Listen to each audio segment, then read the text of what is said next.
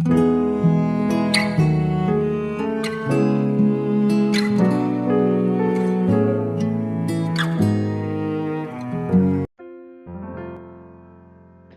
saudara yang dikasihi Tuhan Yesus, selamat malam dan salam sejahtera bagi saudara semua.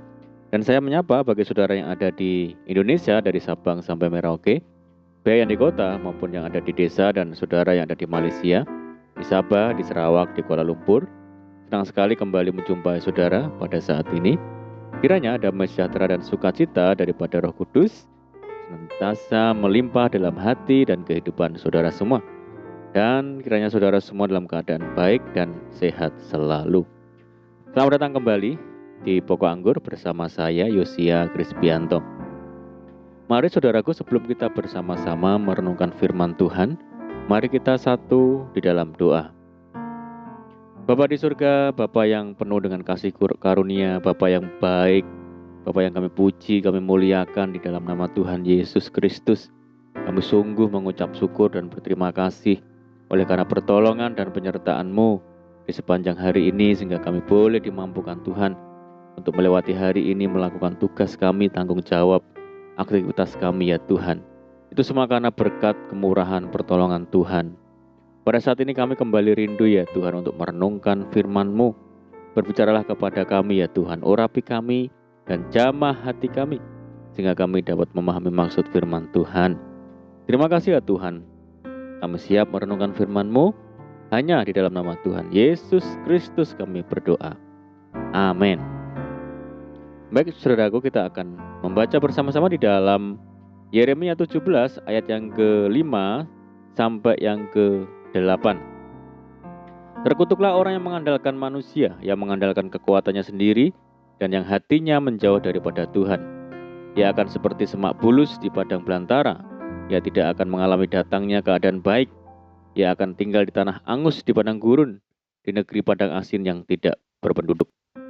Diberkatilah orang yang mengandalkan Tuhan, yang menaruh harapannya pada Tuhan. Ia akan seperti pohon yang ditanam di tepi air, yang merambatkan akar-akarnya ke tepi batang air, dan yang tidak mengalami batangnya panas terik, yang daunnya tetap hijau, yang tidak khawatir dalam tahun kering, dan yang tidak berhenti menghasilkan buah. Puji Tuhan. Saudaraku, kesombongan merupakan awal kehancuran. Inilah yang dialami oleh bangsa Yehuda. Mereka merasa aman karena berkoalisi dengan sekutu-sekutunya dan menyembah ilah-ilah asing. Akibatnya, mereka mengalami masa yang berat dengan dibuang ke Babel. Hukuman itu diberikan oleh Tuhan untuk menghancurkan kepercayaan diri bangsa Yehuda yang terlalu tinggi dan membuat mereka bertobat. Hidup susah di pembuangan menyadarkan mereka untuk kembali mengandalkan Tuhan, satu-satunya Allah yang berdaulat. Saudara, orang yang tidak mengandalkan Tuhan tidak ada pilihan selain menjalani hidup yang penuh dengan hukuman. Bagaimanapun keadaan hidupnya, dia tidak akan mengalami datangnya keadaan baik. Keadaan susah akan membuatnya kehilangan sukacita. Keadaan jaya akan menjauhkannya untuk menikmati sukacita sejati. Sebaliknya saudara, orang yang mengandalkan Tuhan tidak ada pilihan selain menjalani hidup yang penuh dengan berkat. Dia tidak khawatir dalam tahun kering, dan yang tidak berhenti menghasilkan buah. Selaras dengan Mazmur pasal 1, orang yang mengandalkan Tuhan seperti pohon yang dekat dengan sumber air. Sekalipun dalam kekeringan, pohon itu akan tumbuh sangat subur karena selalu mendapat pasokan nutrisi yang cukup. Bukan berarti selalu dijauhkan dari kesulitan hidup, tetapi apapun kesulitan hidup yang dialami, orang-orang yang mengandalkan Tuhan hidupnya tetap kokoh dan kuat. Puji Tuhan, saudara. Saudaraku, lalu apa ciri-ciri orang yang hidup mengandalkan Tuhan itu, saudara? Yang pertama adalah tidak hidup mengandalkan diri sendiri atau kekuatan diri sendiri. Mengandalkan diri sendiri sama artinya mengandalkan apa yang dimiliki, yang kita miliki, asal-usul, pendidikan, status kekayaan, kedudukan, kepintaran, dan sebagainya. Pemazmur mengingatkan siapa diri kita di hadapan Tuhan. Kita ini adalah debu, saudara. Seharusnya kita sadar bahwa pada akhirnya segala perkara yang melekat pada kita tidak akan berguna.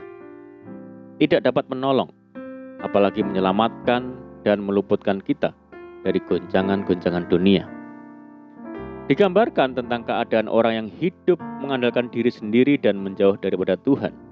Ia akan seperti semak bulus di padang belantara. Ia tidak akan mengalami datangnya keadaan baik. Ia akan tinggal di tanah angus di padang gurun, di negeri padang asin yang tidak berpenduduk. Yang kedua adalah ciri orang yang hidup mengandalkan Tuhan adalah hatinya selalu melekat kepada Tuhan. Saudaraku, melekat kepada Tuhan artinya memiliki persekutuan yang karib dengan Tuhan. Ini adalah tanda ketergantungan kita kepada Tuhan. Sama seperti ranting-ranting yang tidak dapat hidup dan berbuah tanpa melekat kepada pokok anggur. Tuhan Yesus berkata, "Akulah pokok anggur dan kamulah ranting-rantingnya. Barang siapa tinggal di dalam aku dan aku di dalam dia, ia berbuah banyak. Sebab di luar aku kamu tidak dapat berbuat apa-apa." Pemazmur menegaskan bahwa ada berkat yang luar biasa bagi orang yang hidup melekat kepada Tuhan, saudara. Yaitu hidupnya senantiasa dalam pengawasan Tuhan dan pertolongannya pasti dinyatakan. Bila ia berseru kepadaku, aku akan menjawab. Aku akan menyertai dia dalam kesesakan. Aku akan meluputkannya dan memuliakannya. Dengan panjang umur akan kukenyangkan dia dan akan kuperlihatkan kepadanya keselamatan daripadaku. Saudara, Tuhan Yesus juga memberikan sebuah jaminan yang pasti bahwa jikalau kamu tinggal di dalam aku dan firman-Ku tinggal di dalam kamu, mintalah apa saja yang kamu kehendaki dan kamu akan menerimanya. Yohanes 15 ayat yang ke-7.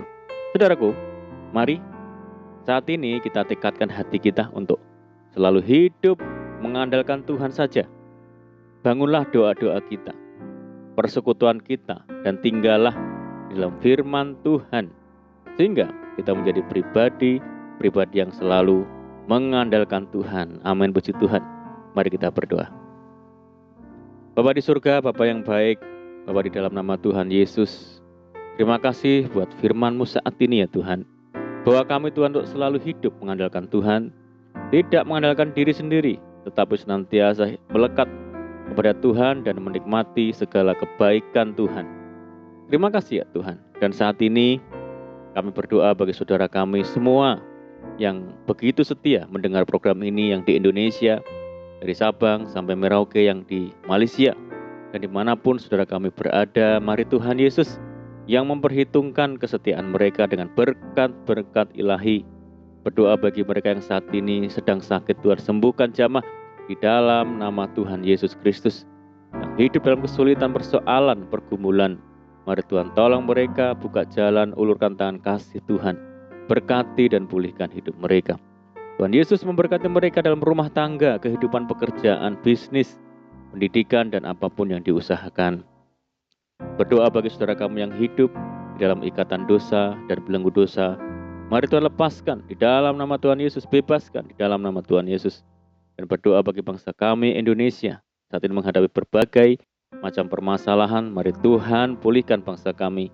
Dan kerinduan kami mohon belas kasihan Tuhan, kiranya pandemi global ini segera berakhir.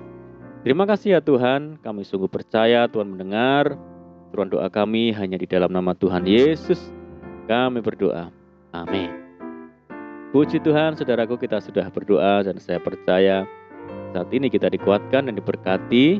Mari kita tetap semangat di dalam Tuhan, jangan berputus asa, tetaplah berdoa, bersuka cita senantiasa, sebab di dalam Tuhan kita sanggup melakukan perkara-perkara yang besar. Saya ucapkan selamat malam, selamat beristirahat. Doa saya menyertai saudara semua. Tuhan Yesus memberkati. Haleluya.